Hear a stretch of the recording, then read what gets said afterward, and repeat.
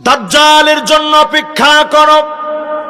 বিয়াউমিন, ওই দিনে দাজ্জাল হয়তো তোমাদের সামনে চলে আসবে, অথবা পরের দিন দাজ্জাল চলে আসবে। দাজ্জাল চলে আসা কিয়ামতের বড় আলামত। তার মানে ছোট আলামত শেষ হয়ে যাবে।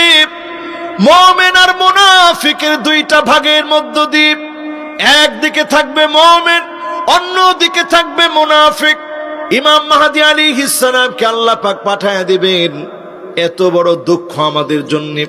পাকিস্তানের একজন নিজেকে ইমাম মাহদী দাবি করেছে, একজন আর দুজন নয়, আমাদের বাংলাদেশেরও ডজন খানি লোক নিজেদেরকে, ডজন খানিক লোক হবে নিজেদেরকে ইমাম মাহদী দাবি করেছে।